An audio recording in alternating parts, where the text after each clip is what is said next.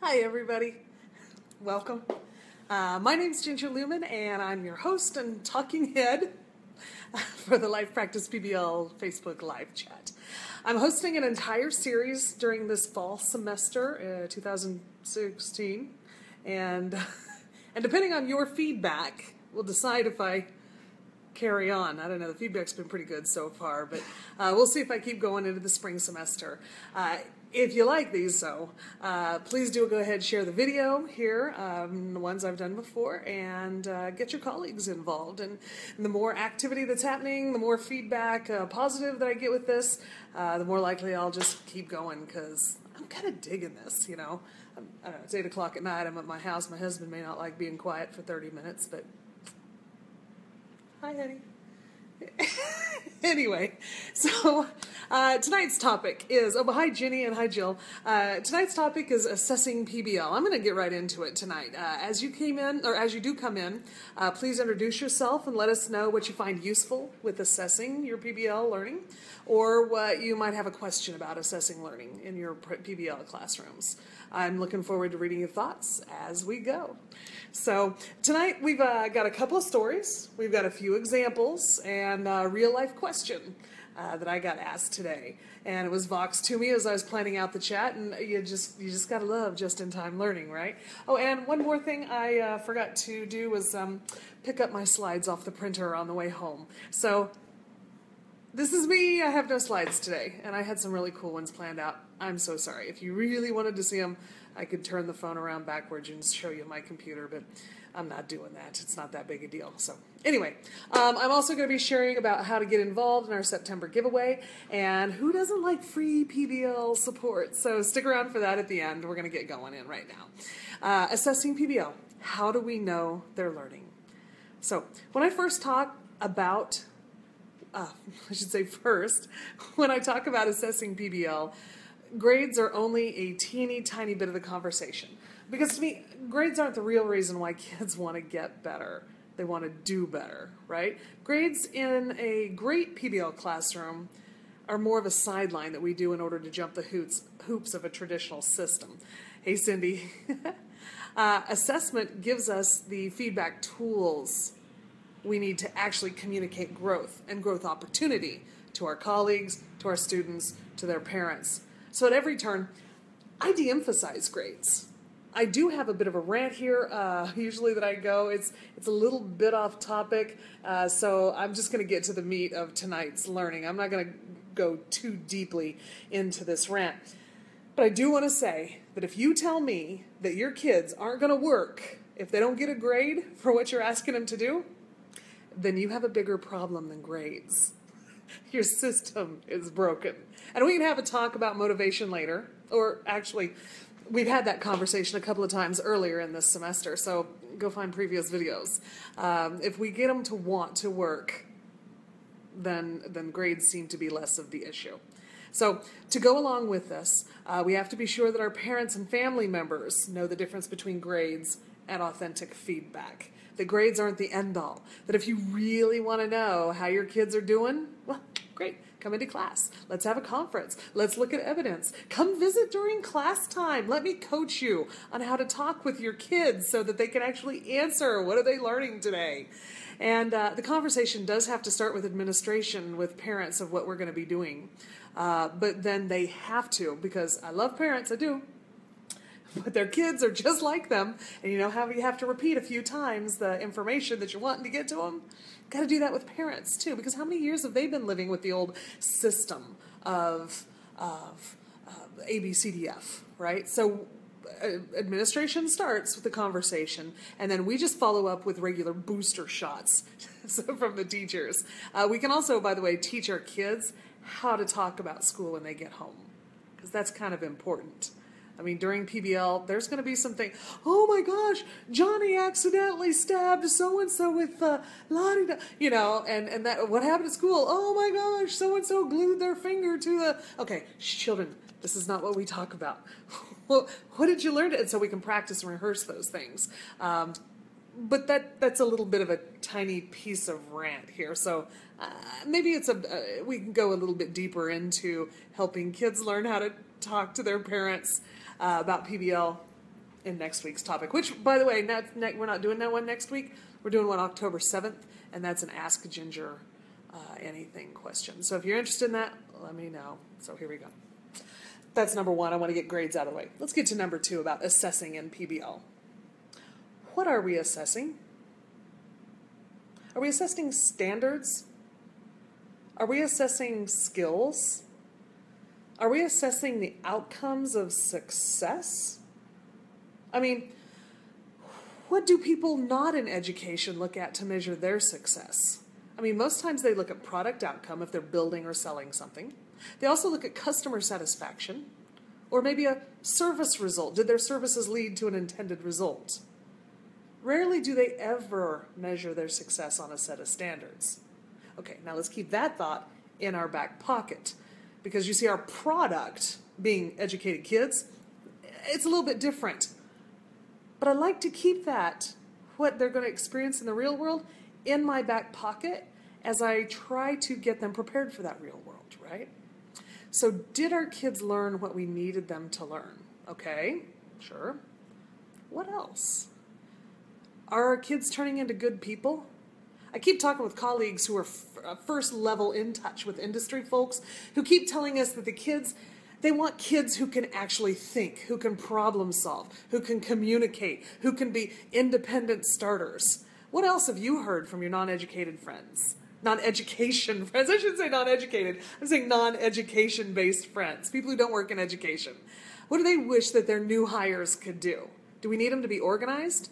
Do we need them to have management skills or time management skills? Right.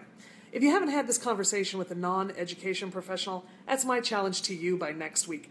Ask somebody who doesn't work in the education industry what skills they wish their new hires came to work with. And keep that in your pocket. So back to assessing learning. Let me share a story with you about me when I was brand new to PBL. I had a unit once where I needed my 5th through 8th graders, because I had them all smashed together. I'm teaching them all subjects all the time. It's a different scene. But the idea is I had my students, they needed to know the bones of the body. Because of science class, that's what we do. I had a list of, I don't know, what is it, like 50 bones or something. I needed them to know those. So I gave them a vocab list of the words and that omnipresent black line handout of a skeleton with the lines pointing to each bone where they'd write the name of the bone, right? You know that handout, right? I figured if they could fill that out, then no matter what we did for the PBL piece, that would show me, that line, that test, would show me that they had really, truly learned and not just ridden along on somebody else's coattails.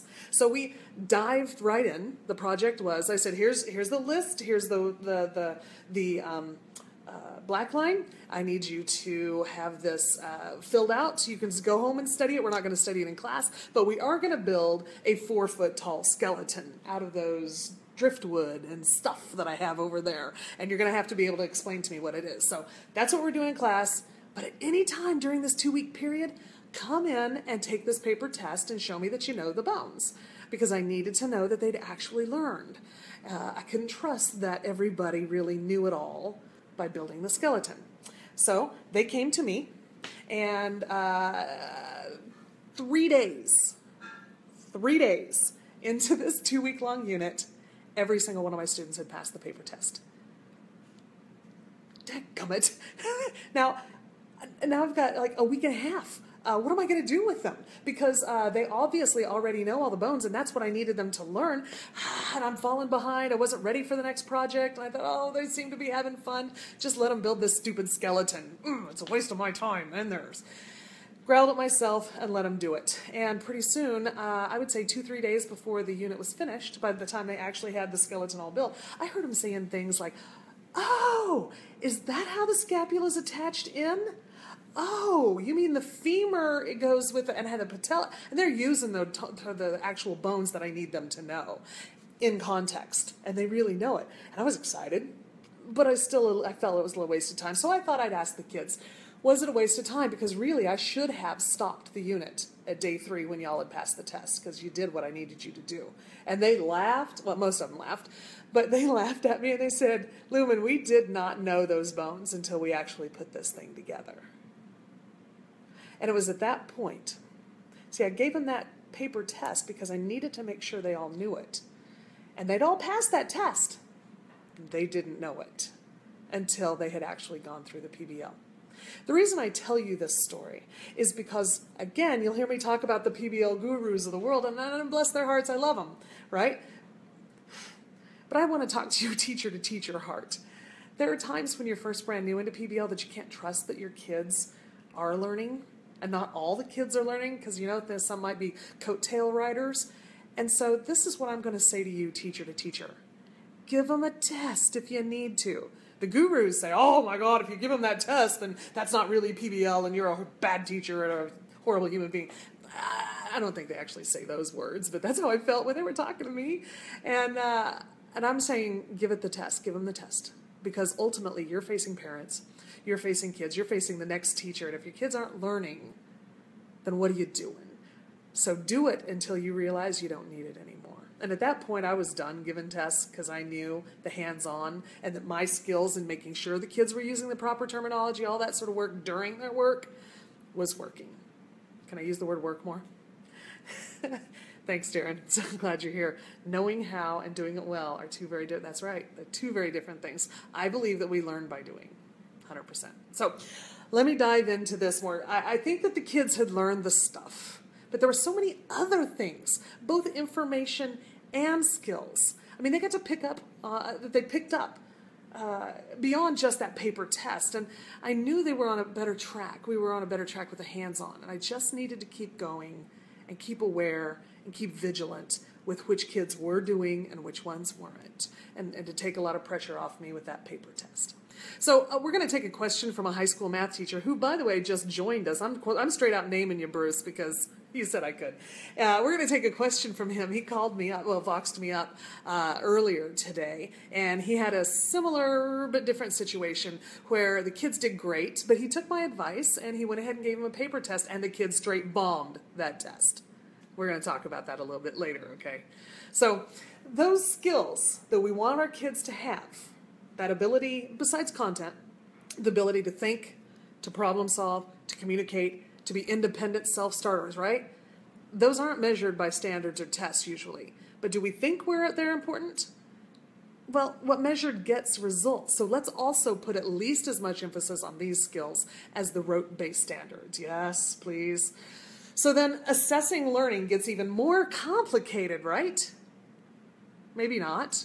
Maybe more complicated than using a Scantron multiple choice test with a black and white % right score. but none of us really think those are adequate measures anyway, right? I mean, I wouldn't figure you were here. So maybe it's really not that complicated after all. Let's start at the beginning. This is where I would hold up the slide, which I don't have because it's at school, at work still. Formative assessments. And again, I'm not talking about those multiple choice Scantron test results that are administered at the very beginning of the year and then we look through. What I'm talking about when I say formative assessment, I'm talking about the conversation I have with the kids either before or during the hook of getting them into the unit or finding out who they are as human beings, what they like, what they know, what they don't know, what they can do, what they can't do. I want them to think, I want to talk to them about what I want them to be able to do. I got to find this out. It's a big deal. Every single conversation I'm having with a kid in the hallway or otherwise, I'm running a checklist in my head of what they know or what they don't know. I'm running a knowledge or a skill dipstick into their brains, so to speak. It's constantly. It's not awkwardly. I mean, I'm not saying, children, what do you know about? Yeah, it's just in conversation. I'm noting who I'm talking with, who I'm seeing, who I'm missing. I'm making note. Everything's a formative assessment in PBL world. Sit at lunch. Talk with your kids. Get to know them, especially your quiet kids, your more frustrating kids. Take more time from us to get to know their strengths. Take that time because they're worth it and so are you. And ask them consistently, not constantly during the work, about the stuff you need for them to learn. If they're building a plan or what to do when our town runs out of potable water, which by the way, I'll show you a slide about that, I'm gonna ask the kids to explain what a watershed is. Okay, wait, you're making the plan. I need to know, what's a watershed? Because you use that term there. Tell me what that means. And if they can't tell me, then I know we've got some teachable moments. Oh my gosh, where can you find that out? I'll come back to you in a little bit. It's really important to be able to talk about watersheds because if we have a plan and we don't mention that term, then they're not going to take us seriously. Come on, kids, let's get to learn the words, you know? So as they're learning, I'm going to ask them about the content I need them to know as a result of the work they're doing. So formative assessment, very important. Second thing I want us to think about is, of course, rubrics, right? These should be shorter than you think. We all use rubrics, right? I think they should be shorter than you think. I think they should be less complicated than you think. And they should be, at the very least, co-written by your kids. We want kids to be able to see their own words, their own thoughts in their rubrics. They deserve to have some say in what is deemed as quality. They need to learn also what this process is and what high quality is, right? Have you ever had a kid grade themselves and they grade either way too hard or way too easy? Yeah, they have no clue of what makes good learning. And so when I'm putting a rubric together, I make sure there's only maybe three or four different criteria. Evidence of content learned. Did you show me that you've learned what I needed you to learn? Presentation quality. You're presenting something to kid. Did you present well? Or did you stand up there and did you read your PowerPoint to me? Because I'm not having it. Product quality, that thing that you built, whether it's a solution or it's an actual thing, right? What was the quality of that? Cool. That's it. Moving on. I got those 3 things on my rubric right now. I don't know how many times I've gone into a teacher's classroom and they've got 20 or 30 different things on that list that they're going across the board and looking at. That is too complicated. Our kids aren't reading it, and it's not them. Make your rubrics more simple, way less complicated, way shorter. For goodness sakes, stop putting pretty in 3 or 4 different places on the rubric, can we? I mean, I'm not looking at elementary teachers here either. I'm looking at all of us. What do we say? We say, it's done with care. It's neat. It's colorful. It's creative. Those are all words which mean it's pretty. And in a PBL world, if they're learning, sometimes it's just not pretty. Because I don't know about y'all, but my hands never do what my mind's eye sees. And so don't penalize me because my hands won't work. Talk to me. Have I learned? If I've learned, then please take it easy on my pretty, right? So maybe we're assessing them on things that are you authentic with what it looks like? Does it look like a kid's project, or have you tried to make it look more professional? Is there evidence of the elements of design that you've gotten worked into this? This is kind of important stuff that we're putting on our rubrics, right? Ultimately, it's KISS. Keep it simple, silly. Maybe you heard keep it simple, stupid, but I like to keep it simple, silly. So we've talked formative assessment. We've talked rubrics, right? Oh, involving the kids, totally. Because if I write it, I own the learning. So I'll put it into a Google Doc, and I might put those 3 criteria down or 4 at first. And I say, well, how do we know that we're really hitting the content? And they'll talk to me. And so then, and at first I'm really just kind of listening to their words and putting a few of their words in there with mine. But as we get to be more experienced with this, and we do this with every rubric, pretty soon I'm not even having to write the rubrics. I'm like, okay, guys, what should we put in here? Boom. And it's Google Docs. They're typing it. I'm at the wall. I'm pointing at it. They're pointing at it. It can be built really fast with the kids. They need to see their words. Okay. 3, self-evaluations. Our self-evaluations should be shorter than you think. They should be less complicated than you think. And they should be, at the very least, co-written by kids. Sounds familiar? I mean, our self-evaluations right now, our kids, we're using rubrics for them, sure. But I think that we ask way deep questions, deeper than we really need to. I think sometimes we can even redefine self-evaluation as whole group, where students are evaluating student work with the teacher as an embedded participant, or eventually as a bystander, but the teacher is never the leader or the facilitator. So we can kind of start with things. Maybe if you've been in some of my trainings before, you'll hear the likes and wonders. If you've read the book, I've got a whole huge chunk of a chapter on that. The Lessons for Life Practice, which, by the way, also isn't here. Totally sitting on my desk, just pretty as you please. So there's a way to get kids to be able to give self-evaluation to the group as a group, to where I'm not the one owning all this is what you did right and wrong. I want them to learn how to do that gently and effectively. And they're only going to learn it by practicing. And I'm embedded as a participant, because as soon as somebody starts getting rude, I'm in there and I'll deal with that, right? But eventually they're going to get the hang of it, and I step back and I step out, and they're running the show. And it can happen in a year. It can happen in a year. It takes longer for high schoolers to learn how to do it than it does for fourth graders. I'm just going to tell you that. Okay, so here we go. I talked about rubrics, formative assessments, rubrics, self-evaluations. Let's talk checklists. Like a Hattie kind of thing. I'm not sure what you're talking about, Darren. A Hattie kind of thing? Tell me. Oh, you're talking about John Hattie. Gotcha. I'm not sure exactly with that. Tell me more and I'll get in there. Okay. Jill asks, is there a difference between using pretty type requirements for handmade illustrated results as opposed to technology presentation? Shouldn't the students be taught how to make a quality presentation? I got to click to see more. That is neat and organized. Is that pretty different than handmade products? No, that's a great question. I think that a lot of times when we say pretty, we're not being really detailed about design elements. Now, if you don't know anything about the elements of design, talk to your art teacher. They're going to be just elated to talk to you about that. I think sometimes, particularly when you're talking about electronic presentations, we start doing things that aren't necessarily great presentations. Now, Jill, I don't know if you do this or not, but we say things like only 3 bullet points. Needs to only have one type of font on your whole thing. It needs to, and I think, wow, my best presentations professionals that I watch in the world don't follow those rules at all. So I think that sometimes we make more rules than need to be done. We can let them have some freedom and then say, wow, your choice for that. You know, and help their colleagues, their peers start to say, that was a little confusing. But if it wasn't confusing, even if it doesn't fit our natural ideas of convention, was it powerful? Good. Then make it work, right? I think sometimes we saddle ourselves with rules on rubrics that we don't need. Now, I'm talking in generalities.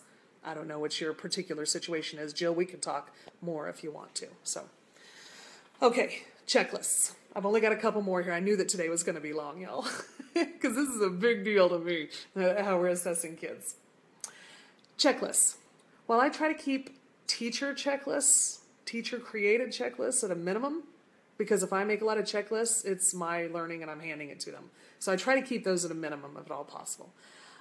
But I love to encourage kids to create their own checklists for themselves, to prioritize their time, prioritize their to-dos, their must-not-forgets. These are ways to help kids learn to stay organized and on task. Every single person I know has to have some sort of form of to-do list in a multi-functioning, messy environment, and everybody has to have their own.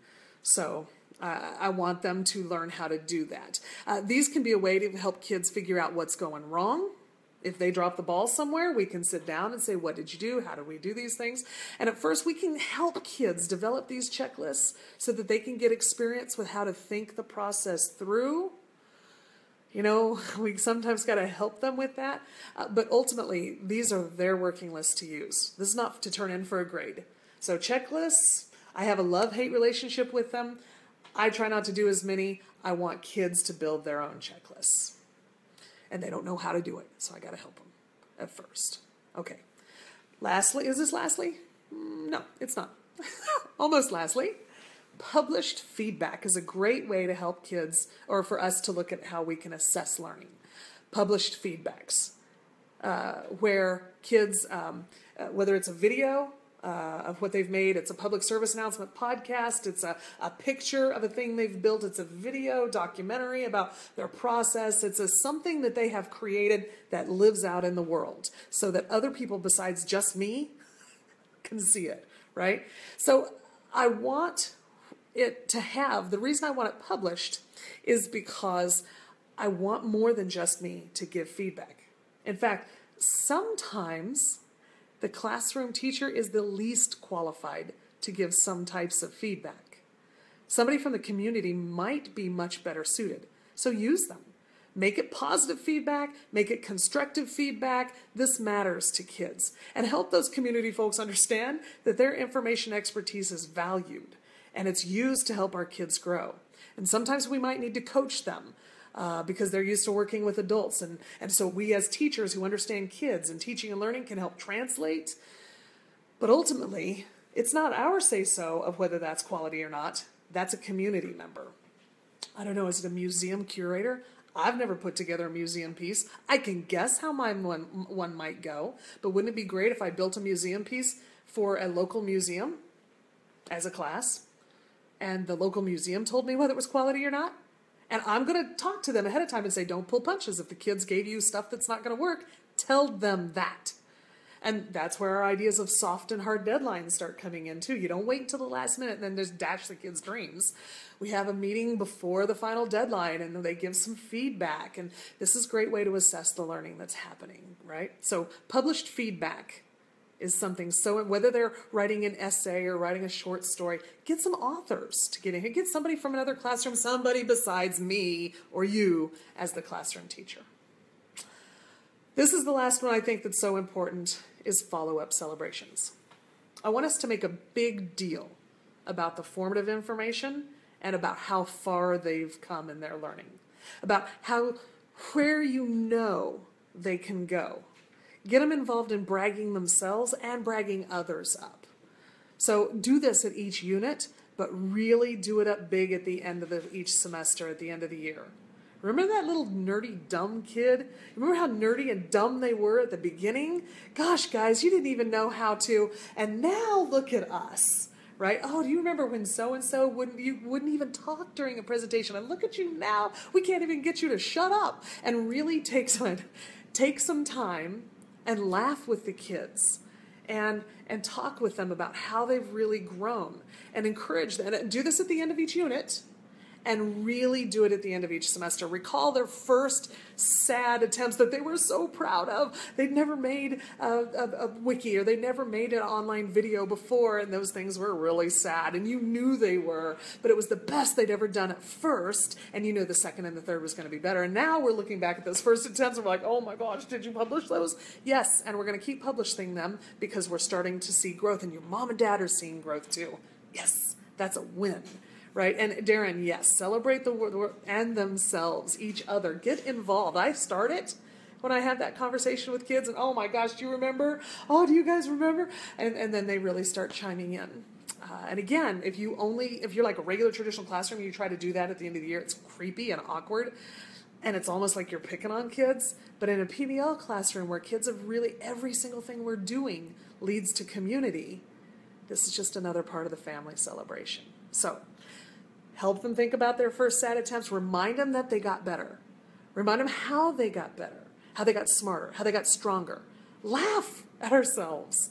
Help them note where you as a teacher have gotten better. Have them give you that feedback, how far you've come with PBL, and recognize the community that y'all have built together. So, I promised at the end I was going to tell on Bruce Beathy. He had a question for me today as I was lining this out and trying to get things organized for myself. Bruce, if you don't know him, Buethe, he's in here somewhere, and if you didn't see it, then you can look him up somewhere, Beathy.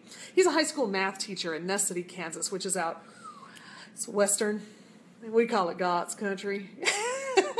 So he told me that he had done a concept, a PBL thing with them.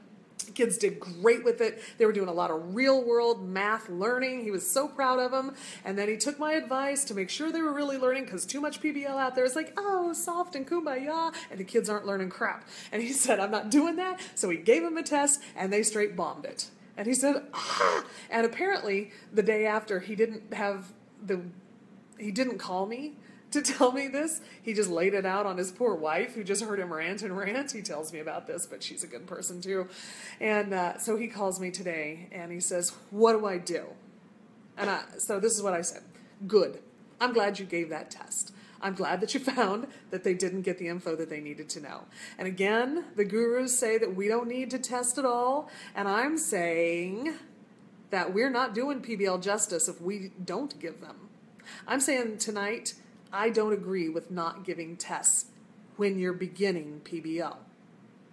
He said his kids were doing that great real-world learning, but it didn't translate to the test. And so we want our kids to think, they're going to live most of their lives in the real world. and have real world thinking and problem solving. But the reality is in most schools, and kudos to you if yours is different, but in most schools we need to also have kids pass those dang tests. We may not like it, but it's a reality. So we can do both. We can have good learning and pass the tests. And Bruce is finding out right now, as he readjusts and rethinks how to get those discrete skills in during the learning, that it takes practice. It takes commitment to our kids and to our craft. And it takes courage to try to do this. So he's rethinking about upcoming projects. He's thinking about opportunities where he could have made a bigger point. He's thinking about how that could work in addition to the good learning. And I'm going to tell y'all, there's no way to do this but to do it. There's no shortcut. You have to learn it. And at first I was nervous in giving that advice, and then I thought, the same thing happened to me in my social studies classroom, and my language arts classroom, and my science classroom. Why is math any different? And so I just gave him the advice I had is, well, what are you going to do different next time? And talk to the kids and tell them and say, oh, kids, we got to do both. And so he's doing some reteaching, but the good thing is there's a lot of those skills that he can put into another upcoming unit to re-bring in. And don't worry, we do have time. We do have time in our school year to bring things. So, folks, this is it. This is the longest one I've ever done. I just want to say, remember, leave some feedback of your own on here today. What's got your mind buzzing, right? Let me know. And you'll be entered to win our September giveaway, which is the Life Practice PBL card sets, which I would have shown you tonight. I had a couple of examples to show you those in action. We'll be giving away some of those. And oh my gosh, this is the last chat of September. So we'll be giving those away before our next chat, which, as I mentioned, is October 7th. It's an Ask Ginger Anything chat. So be sure to drop your questions, your concerns, your frustrations, or even wins that you're experiencing with PBL into the Life Practice PBL Facebook page, and we'll get them on the show next time. I just want to say thank you all for listening, and a huge thank you to those of you who are participating today and in each chat every time. I really love you, and I appreciate you so much. I just want to say, oh, Scott, thank you. You had a question before I say goodbye. The pictures of you and your kids doing PBL, don't post them in this thread right here. Go back out to the Life Practice PBL page and post them on that page. And just say for September giveaway, or you can just say my kid's doing some PBL. If you want to give us, the more detail, the better. Because what I want us to do is to start to, 1, connect with other teachers who are really doing it. 2, see examples of it. And 3, when we see examples, we're going to say, oh my gosh, I could totally, and our brains are going to like catch fire and go, I got a weird reflection going on my chin there. Anyway, Monica, I'm glad you got on too. Yay! And if you guys don't know Monica, she's an administrator extraordinaire up in Northeast Kansas. And we have people from all over in here. We got Darren's in from Wyoming, and I love it, guys. I appreciate you so much, and I'll see you next time, okay? And if you want more ideas, like Stacy's saying, great about the rubric ideas, I have got more information about rubrics than you would ever want to read because they are stuck in my craw. Most of us are doing our rubrics wrong, and I would love to share with you some blog posts where it might help us rethink that too. All right, guys. Till next time, October 7th.